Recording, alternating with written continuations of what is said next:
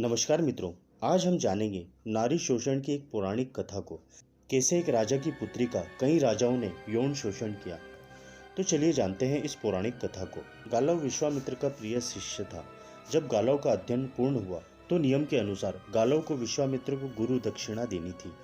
गुरु दक्षिणा देकर गालव को गृहस्थ आश्रम की शुरुआत करनी थी। गालव बहुत गरीब था और विश्वामित्र उसकी स्थिति जानते थे। अध्ययन पूर्ण होने के बाद गालव विश्वामित्र को गुरु दक्षिणा देने के लिए जिद करने लगा। विश्वामित्र गालव से गुरु दक्षिणा नहीं लेना चाहते थे, फिर भी गालव गुरु दक्षिणा के लिए जिद करने लगा।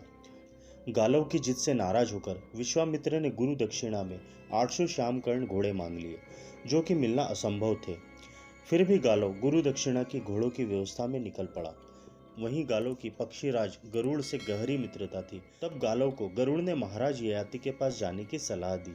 जब महाराज ययाति को ऋषि गालव और गरुड़ की आने की सूचना मिली तो उनका स्वागत करने के लिए महाराज ययाति द्वार पर पहुंच गए।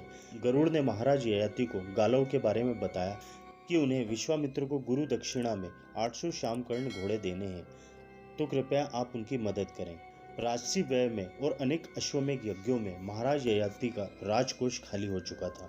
तब उन्होंने अपनी पुत्री को समर्पित करते हुए कहा कि मेरी पुत्री दिव्य गुणों में अलंकृत है। मेरी पुत्री को लेकर आप अन्य राजाओं के पास जाइए।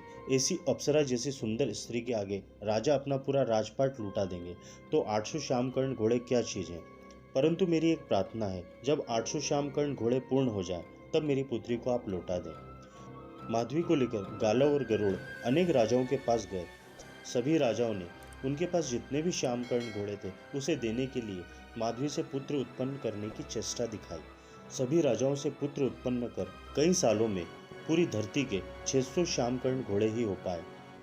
अब गरुड़, गालव और माधवी ऋषि विश्वामित्र के पास पहुंचे और उन्हें 600 श्यामकर्ण घोड़े देते हुए कहा, हे गुरुदेव, आप इन्हें स्वीकार करें और 200 घोड़े के स्थान पर आप माधवी को स्वीकार करें। ऋषि विश्वामित्र मान गए और उन्हें भी माधवी से एक पुत्र की प्राप्ति हुई, जो आगे चलकर अष्टक के नाम से प्रसिद्ध हुआ। पुत्र उत्पन्न होने के बाद विश्वामित्र ने माधवी को ऋण मुक्त कर दिया और उनके पिता ययाति को सौंप दिया। धन्यवाद।